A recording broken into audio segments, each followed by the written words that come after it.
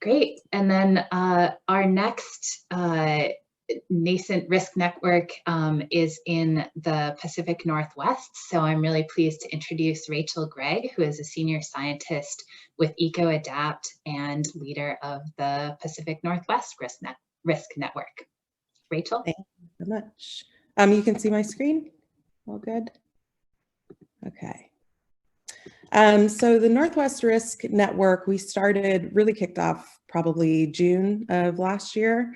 And our goal is to establish this community of practice to help different practitioners integrate climate change science and adaptation within regional invasive species management activities. And we started with a general geographic definition of what is the Northwest CASC geography, because we are receiving funding from the Northwest CASC. But so that's Washington, Oregon, Idaho, and then part of Western Montana. But obviously we quickly realized, boundaries are social constructs. And so we would learn quite a bit from broadening our scope a bit. So we are starting to look a little bit more to the landscape conservation cooperative efforts around, those geographies such as the North Pacific, the Great Basin, and the Great Northern. So we're actually looking to add potentially British Columbia and Alberta, Northern California, potentially part of Nevada.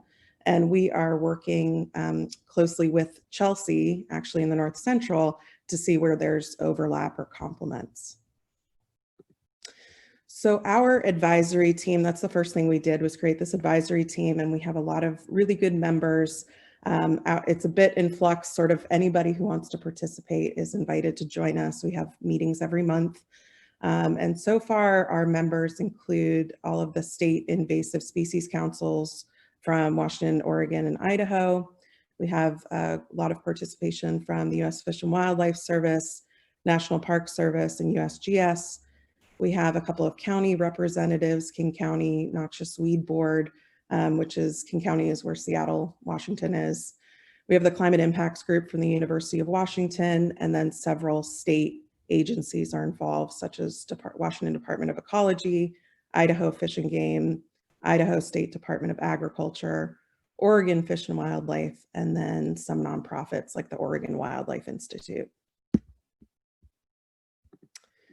So we've taken on a couple of activities in the last 6 or 7 months. There's a trend here. We also used a survey to try and serve as a bit of a baseline, a bit of a pulse survey, trying to identify different shared priorities between climate change and invasive species practitioners. So we're currently analyzing those results right now. We got about 315 respondents representing a range of organizations.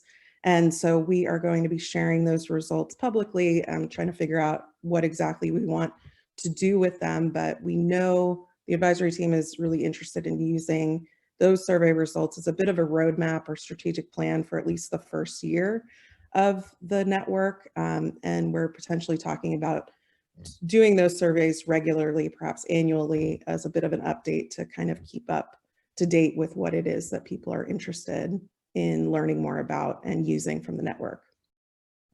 Some of the activities we have in progress that we're hoping to achieve this year is doing a webinar series. And I should mention some of these are direct results from what we asked in the survey as far as what people are interested in. So doing a webinar series, perhaps quarterly, to invite different regional presentations on invasive species and climate change. Creating some case studies of existing invasives climate connection, especially where there has been on the ground management, trying to emphasize any places where there has been particularly effective strategies that have been employed. Taking a page from the Northeast RISCC, doing a couple of summaries of some regional scientific studies on climate and invasives, and also creating an online hub or area for the network for people to engage. And then as far as future steps go, we're looking to hold some regional workshops. Obviously, those will probably be virtual for at least the next year because of the pandemic, but we have some goals in mind as far as reviewing the state of the science, sharing lessons learned, and trying to prioritize research and management needs. And those pieces, that last piece in particular, is of a lot of interest to both Fish and Wildlife Service and the Northwest RISCC, because they're interested in using some of the conversations from the network and also some of the findings from our survey, findings from our workshops, to actually integrate into calls for future funding. So future RFPs that we may, as a network, be able to help construct around the invasive climate change nexus. So those are our activities to date. We'd certainly be interested in if anyone is willing to join us. I want to thank Tony Lynn Morelli, who's been participating on our advisory team since the beginning and has really been a huge source of inspiration for us and has answered every question we've posed to her. And so I will also put my email into the chat, and I look forward to chatting with you all soon. Thank you so much for having me. Thanks so much, Rachel.